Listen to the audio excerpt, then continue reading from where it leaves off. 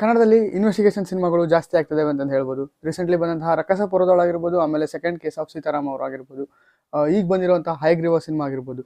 ಈ ಸಿನಿಮಾಗಳ ಜಾನರ್ನ ಒಂದು ರೀತಿಯಲ್ಲಿ ಕನ್ನಡ ಇಂಡಸ್ಟ್ರಿನ ಒಂದು ಬೇರೆ ಲೆವೆಲಲ್ಲಿ ತೋರಿಸ್ತಾ ಇದ್ದಾರೆ ಅಂತ ಹೇಳಕ್ಕೆ ಇಷ್ಟಪಡ್ತೀನಿ. ಇವತ್ತು ನಾನು ಹೈಗ್ರೀವ ಸಿನಿಮಾದ ಬಗ್ಗೆ ರಿವ್ಯೂ ಮಾಡ್ತಾ ಇದ್ದೀನಿ. ರಿವ್ಯೂನ ಸ್ಟಾರ್ಟ್ ಮಾಡೋಣ. ಅದಕ್ಕಿಂತ ಮುಂಚೆ ನೀವು ನಮ್ಮ ಚಾನಲ್ಗೆ ಹೊಸಬರಾದರೆ ಪ್ಲೀಸ್ ಸಬ್ಸ್ಕ್ರೈಬ್ ಮಾಡ್ಕೊಳ್ಳಿ, ಹಾಗೂ ಬೆಲ್ ಐಕಾನ್ ಮೇಲೆ ಒತ್ತಿದ್ರೆ ನಾನು ಅದೇ ಹೊಸ ವೀಡಿಯೋ ಅಪ್ಲೋಡ್ ಮಾಡ್ತಾ ಇದ್ದೀನಿ ಫಸ್ಟ್ ನಿಮಗೆ ನೋಟಿಫಿಕೇಶನ್ ಬರುತ್ತೆ ಅಂತ ಹೇಳ್ತಾ, ನಮ್ಮನ್ನ ಸೋಷಿಯಲ್ ಮೀಡಿಯಾದಲ್ಲೆಲ್ಲ ಫಾಲೋ ಮಾಡ್ಬೋದು. ಎಲ್ಲ ಲಿಂಕ್ ಡಿಸ್ಕ್ರಿಪ್ಷನ್ ಕೊಟ್ಟಿದ್ದೀನಿ, ಒಂದ್ಸಲ ಚೆಕ್ಔಟ್ ಮಾಡಿ ಅಂತ ಹೇಳ್ತಾ ವಿಡಿಯೋನ ಶುರು ಮಾಡ್ತಾ ಇದ್ದೀನಿ. ಬನ್ನಿ. ನಮ್ಮ ಕನ್ನಡ ಶೋಕ್ದಾರ್ ಆದಂತಹ ಧನ್ವೀರ್ ಸರ್ ಅವರ ಸಿನಿಮಾ ಹಯಗ್ರೀವ.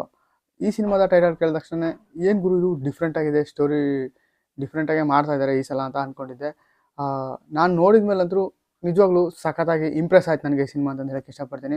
ರಘುಕುಮಾರ್ ಅವರ ಡೈರೆಕ್ಷನಲ್ಲಿ ಅದ್ಭುತವಾದಂಥ ಸ್ಕ್ರೀನ್ ಪ್ಲೇ ಮೂಲಕ ಈ ಎಲ್ಲೂ ಬೋರ್ ಹೊಡಿಲಿಲ್ದಂಗೆ ಕರ್ಕೊಂಡು ಹೋಗುತ್ತೆ ಸಿನಿಮಾ. ಆಮೇಲೆ ಹಯಗ್ರೀವ ಅಂತ ಏನಕ್ಕೆ ಈ ಟೈಟ್ಲ್ ಇಟ್ಟಿದ್ದಾರೆ ಅನ್ನೋದು ಕೂಡ ಸಿನಿಮಾದಲ್ಲಿ ಸ್ಟಾರ್ಟಿಂಗಿಂದ ತೋರಿಸಿದ್ದಾರೆ.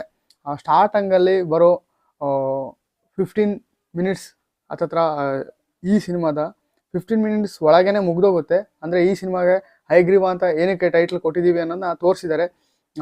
ಸ್ಟಾರ್ಟಿಂಗಲ್ಲಿ ಒಂದು ಒಳ್ಳೆ ಇನ್ಫಾರ್ಮೇಷನ್ ಕೊಟ್ಟಿದ್ದಾರೆ ಅಂತ ಹೇಳಕ್ಕೆ ಇಷ್ಟಪಡ್ತೀನಿ. ಟೈಟ್ಲಿಗೂ ಆಮೇಲೆ ಈ ಸಿನಿಮಾಗೂ ಇರೋ ಇನ್ಫಾರ್ಮೇಷನ್ನ ಸ್ಟಾರ್ಟಿಂಗಲ್ಲೇ ತೋರಿಸ್ಬಿಡ್ತಾರೆ. ಅಲ್ಲಿಂದ ನಮಗೆ ಕತೆ ನೋಡೋಕ್ಕೆ ಇಂಟ್ರೆಸ್ಟ್ ಜಾಸ್ತಿ ಆಗುತ್ತೆ ಅಂತ ಹೇಳಕ್ಕೆ ಇಷ್ಟಪಡ್ತೀನಿ. ಆಮೇಲೆ ಸಂಜನಾ ಆನಂದ್ ಅವರ ಕ್ಯಾರೆಕ್ಟರ್ ಕೂಡ ಸಿಂಪಲ್ ಆಗಿದ್ರು ಸಖತ್ತಾಗಿ ಮಾಡಿದ್ದಾರೆ ಅವರು ಕೂಡ.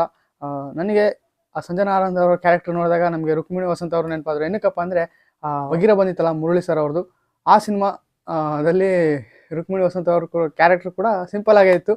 ಅದು ನೆನಪಾಯ್ತು ನನಗೆ ಅಂತಂದು ಹೇಳಕ್ಕೆ ಇಷ್ಟಪಡ್ತೀನಿ. ಸಿನಿಮಾದ ಫ್ಲಾಟು ಸಿಂಪಲ್ ಆಗಿದೆ. ಬೆಂಗಳೂರಲ್ಲಿ ಸರಣಿ ಕೊಲೆಗಳನ್ನ ಮಾಡ್ತಾ ಇರ್ತಾನೆ ಅವನು.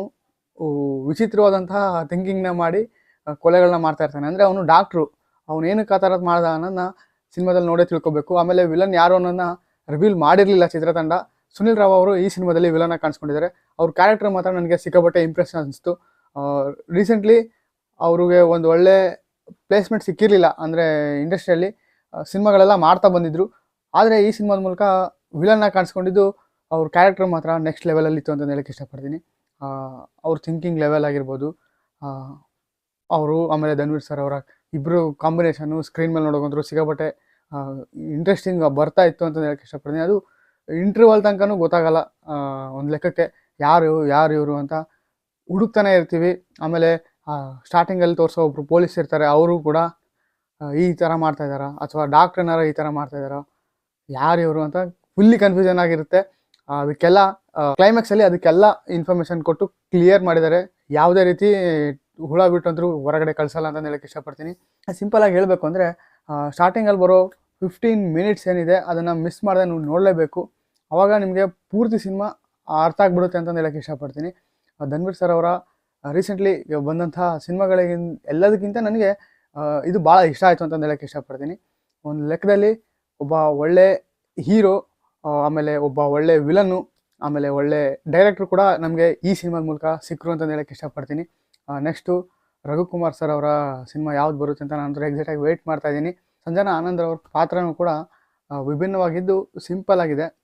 ಅವರು ಆಮೇಲೆ ಇವ್ರಿಗೂ ಏನು ಕನೆಕ್ಷನ್ ಇತ್ತು, ಯಾವ ರೀತಿ ಇವರಿಬ್ಬರು ಮದುವೆ ಆಗ್ತಾರೆ ಅನ್ನೋದನ್ನ ನೀವು ಸಿನಿಮಾದಲ್ಲಿ ನೋಡಿ ತಿಳ್ಕೊಬೇಕು.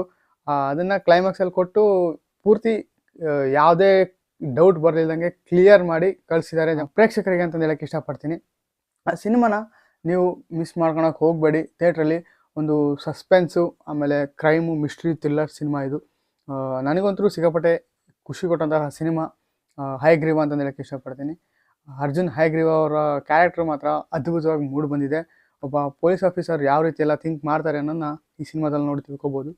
ಆಮೇಲೆ ಸಾಂಗ್ಸ್ಗಳು ಕೂಡ ಎಲ್ಲೂ ಬೋರ್ ಹೊಡೆಯಲ್ಲ ನಿಮಗೆ.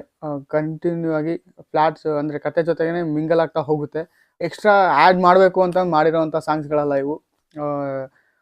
BGM ಕೂಡ ಸಿಕ್ಕಾಪಟ್ಟೆ ಚೆನ್ನಾಗಿ ಬಂದಿದೆ. ಆದ್ರೂ ಫಸ್ಟ್ ಹಾಫಲ್ಲಿ ಸ್ವಲ್ಪ ಲ್ಯಾಗ್ ಅಂತ ಅನ್ನಿಸ್ತು ನನಗೆ ಪರ್ಸ್ನಲಾಗಿ ಹೇಳಬೇಕು ಅಂದರೆ. ಅದು ಬಿಟ್ಟರೆ ಎಲ್ಲೂ ನಿಮಗೆ ಬೋರ್ ಹೊಡೆಯಲ್ಲ ಅಂತ ಹೇಳಕ್ಕೆ ಇಷ್ಟಪಡ್ತೀನಿ ಈ ಸಿನಿಮಾನ. ನೀವೇನಾದರೂ ಸಿನಿಮಾನ ನೋಡಿದರೆ ನಿಮಗೆ ಏನನ್ಸಿತ್ತು ಅನ್ನೋ ನಾನು ಮಿಸ್ ಮಾಡಿದೆ, ಕಮೆಂಟ್ ಮಾಡಿ.